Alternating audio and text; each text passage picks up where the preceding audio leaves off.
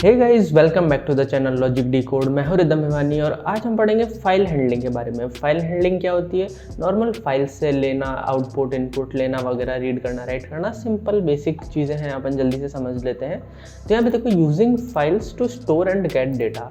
जब भी हमारा कोई प्रोग्राम होता है तो प्रोग्राम में हम डेटा के साथ खेलते हैं। डेटा जो भी हमारे वेरिएबल्स के नेम्स, कुछ भी मतलब डेटा हो सकता है, वो हमको कहीं ना कहीं स्टोर कराना होता है ताकि हम उनको बाद में ले सकें। तो स्टोर कराना होता है, बाद में उनको रीड करना होता है, तो इसलिए हम फाइल हैंडलिंग का यूज़ करते हैं, कोई दिक्कत नहीं है। नेक्स्ट हम बात करते हैं रीडिंग अ फाइल। सबसे पहली चीज़ कि हम फाइल रीड कर सकते हैं, रीडिंग अ फाइल। और अब इसमें समझना, मान लो ये जो मेरा एक फोल्डर आपको दिख रहा होगा कि लेक्चर 21 वाला फाइल हैंडलिंग, यहाँ पे एक फाइल 1.txt नाम की फाइल बनी हुई है जिसमें लिखा है subscribe to logic D code. File 1.txt इस फाइल का नाम है, ध्यान रखना। और इसमें कुछ डेटा पड़ा हुआ है। सबसे पहले मैं क्या बता रहा हूँ, रीड कैसे करते हैं। बहुत सिंपल सा है, पाइथन में स्ट्रेट फॉरवर्ड है। कोई भी जो भी नाम आपको वेरिएबल का देना है वो दे सकते हो। माई फाइल दिया मैंने और ओपन यूज़ करना है, ओपन फंक्शन यूज़ किया और उसके बीच में आपको फाइल का नाम पास करना है और बिल्कुल डिट्टो, यानी अगर फाइल 1.txt है तो .txt लगाना बिल्कुल ज़रूरी है। ओके, यहाँ तक कोई दिक्कत नहीं है। अब यहाँ पे क्या होएगा कि ये फाइल, माई फाइल नाम का जो वेरिएबल है, इसमें एक पॉइंटर है या एक ऐसा मान लो आप एक हैंडलर है, फाइल हैंडलर है ये।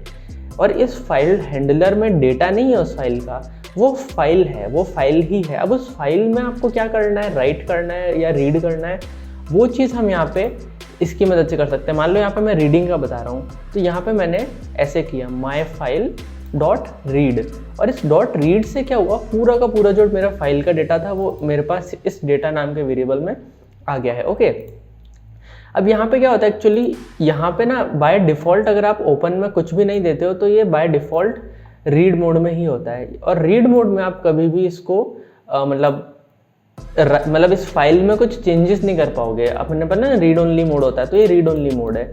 इसमें क्या होता है, फाइल बिल्कुल जैसी है, बस आप उसका कंटेंट पढ़ सकते हो। अब डेटा में मेरे पास कंटेंट आ गया है, इसका मतलब मैं उसको प्रिंट करा सकता हूँ, तो यहाँ मैं प्रिंट करा दूंगा। लेकिन अब एक चीज़ का ध्यान रखना है, ये जो माई फाइल खुला हुआ है ना, इसने अभी तक इस फाइल को खोल के रखा हुआ है, इस फाइल को खोल के रखा हुआ है। खोला हुआ है तो हमारा काम होने का, जिसको बंद करना भी बहुत ज़रूरी है, वरना करप्शन, डेटा करप्शन वगैरह हो सकता है कि मान लो फाइल ओपन रह गई, कभी सिस्टम शटडाउन हो गया वगैरह। मतलब ठीक है, आजकल बहुत अच्छा वो हो रखा है, इन्होंने संभाल रखा है, तो इतना नहीं होता है, बट हो सकता है, इसलिए क्लोज करना ज़रूरी होता है। ठीक है, तो अब मान लो मैं इसको रन करके दिखाता हूँ, मैंने सेव किया इसको। अब एक चीज़ ध्यान रखना कि मैं यहाँ से इसको रन नहीं कर रहा हूँ, और उसका रीज़न भी मैं आपको भी बता दूंगा, उसमें कोई दिक्कत नहीं है।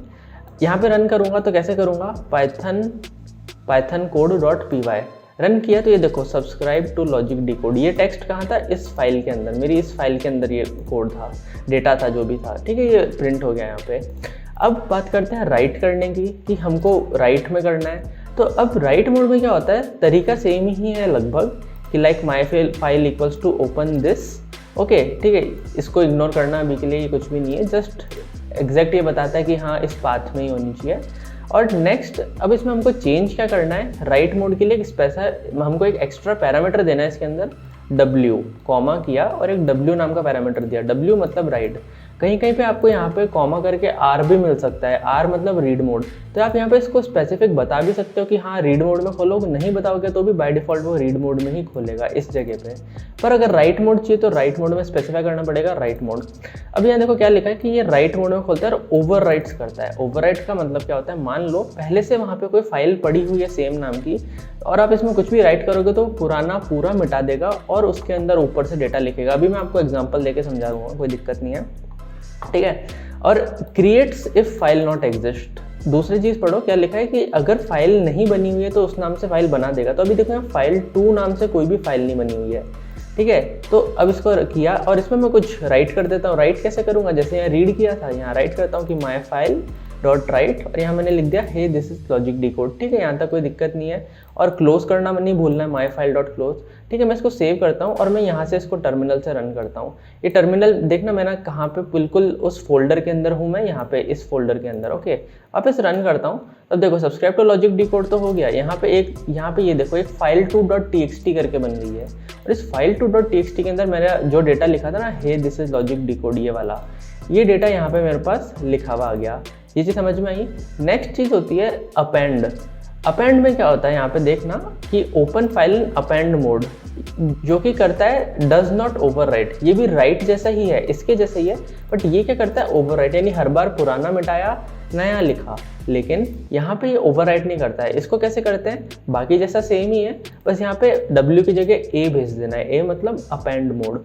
उसमें क्या होता है, जो भी डेटा होता है वो आगे आगे जुड़ता जाता है, मतलब पुराना नहीं मिटता है। तो अब अगर मैं यहाँ पे मान लो this is second line write करता हूँ कि दिस इज सेकंड लाइन और माई फाइल डॉट क्लोज, ठीक है, मैं इसको सेव किया, रन करता हूँ, तो यहाँ देखना रन किया। अब मैं इस फाइल को खोलता हूँ, तो देखो हे दिस इज लॉजिक डिकोड, तो यहाँ तक फर्स्ट वाला खत्म हुआ था और दिस इज सेकंड लाइन यहाँ खत्म हो गया, ठीक है। लेकिन यहाँ देखो स्पेस, ये मतलब नेक्स्ट लाइन में नहीं आया, कंटिन्यू हो गया। तो नेक्स्ट लाइन हम खुद से दे सकते हैं, कैसे, \n, यहाँ पे \n दे दिया।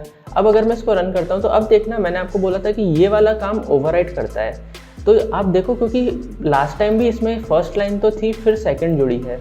अब क्या हो रहा है ना, जैसे ही मैं प्रोग्राम को बार बार चला रहा हूँ ना, ये वाली लाइन उसको वापस से पूरा मिटा दे रही है और शुरू से खाली लाइन में ये शुरुआत में यही लाइन डाल रही है और फिर ये सेकंड लाइन। तो अब अगर मैं इसको आपको रन करके दिखाऊं तो file2.txt में देखो नेक्स्ट लाइन में आ गया।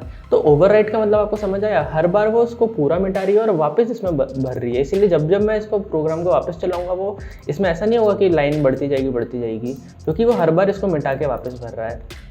सिंपल है, हमको समझ आ गया, इतनी कोई दिक्कत नहीं है। अब इसमें अगर आपको, मैंने एग्जांपल नहीं दे रहा हूँ, फिर भी आपको समझा देता हूँ कि मान लो आपको रीड और राइट दोनों करना है, तो यहाँ पे कुछ और मोड्स होते हैं लाइक W+ मोड या फिर R+ मोड, जिसमें आप एक वक्त में रीड राइट दोनों कर सकते हो। स्पेसिफिक आपको अभी दिख जाएगा स्क्रीन पे कि क्या क्या मोड्स हमारे पास होते हैं, ठीक है। अब हम बात करते हैं, यहाँ पे एक चीज़ आपको दिख रहा होगा कि बार बार हम फाइल को खोल रहे हैं, बार बार हम फाइल को बंद कर रहे हैं, कितना दिक्कत वाली बात है। ये वहाँ ठीक है जहाँ हमको हाँ एक फाइल को बहुत देर तक खोल के रखना है, बहुत देर तक यूज़ करना है, वहाँ कर सकते हैं। बट मान लो इस केस में लाइक जस्ट एक बार खोला, यूज़ किया, बंद कर दिया, कोई दिक्कत नहीं है, ठीक है। तो अब उस केस में हम क्या कर सकते हैं, ओपनिंग अ फाइल टेम्परेरली, उसमें हमको इतना ये ओपन क्लोज बार बार नहीं, ऐसे नहीं करना पड़ेगा। इसका क्या सिंटेक्स है, सिंपल सा है, विथ ओपन, यानी विथ हमने विथ कीवर्ड यूज़ किया है और आगे वही चीज़ है, मतलब आपको जो भी करना है, किसी भी मोड में खोलना है, अपेंड राइट जिस भी मोड में खोलना है, वो आप यहाँ लिख दो कि ओपन करो इस फाइल को। अब यहाँ पे लेकिन अब यहाँ जैसे माई फाइल डॉट राइट किया था, यहाँ क्या करोगे, इसलिए इसको एक नाम देना ज़रूरी है। नाम कैसे देंगे, हमने एज कीवर्ड पढ़ा था। एज कीवर्ड क्या करता है, रीनेम करने का काम आता है। तो यहाँ मैं इसको रीनेम कर देता हूँ कि open this file as my file. ये कुछ भी वेरिएबल हो सकता है, कोई दिक्कत नहीं है, और बाकी काम मैं सेम कर सकता हूँ। तो यहाँ मैंने क्या किया, नॉर्मल रीड मोड में खोला और उसको प्रिंट मार दिया। तो अब अगर मैं इसको सेव करके रन कराऊँ तो ये देखो, जो भी मेरा उस फाइल के अंदर था ना, लाइक ये तो फाइल 1 थी और ये 2 लाइन्स मेरी फाइल 2 की थी।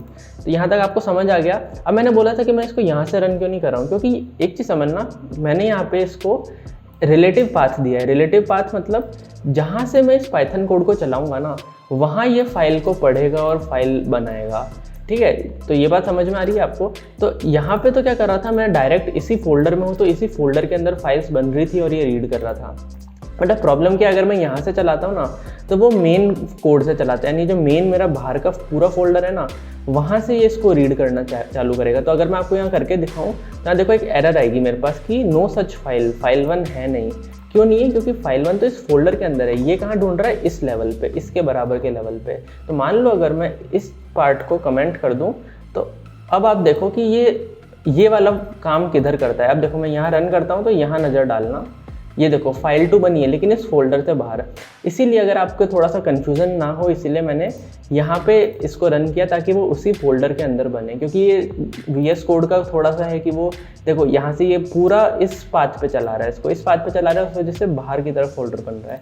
बट आपको समझ आ गया है। और अगर फिर भी आप स्पेसिफिक चाहते हो कि कहीं से भी चलाऊँ तो यहीं बनना चाहिए, उसके लिए आप पूरा पाथ दे सकते हो, फुल पाथ, जैसे हम करते हैं ना C drive : जो भी हमारा फोल्डर का नाम है वो भी आप दे सकते हो। तो उससे एग्जैक्ट वही बनेगा, फिर भले कहीं से चला। और लिनक्स में होता अगर / जो भी हमारा MNT/OTP जो भी मतलब हो सकता है। ये चीज़ हमको समझ आई, बेसिक फाइल हैंडलिंग है। यहाँ पे हम टेक्स्ट फाइल के अलावा भी बहुत तरह की चीज़ें ले सकते हैं। कुछ फाइल्स के लिए आपको एक्सटर्नल मॉड्यूल्स जानने पड़ सकते हैं, वो हम आगे जैसे जैसे करेंगे, ऑडियो वीडियो फाइल्स वगैरह सब हम देख लेंगे कैसे क्या होता है। तो इस वीडियो में अगर आपको कोई भी डाउट है तो कमेंट में बताओ, नहीं तो मिलते हैं नेक्स्ट वीडियो में।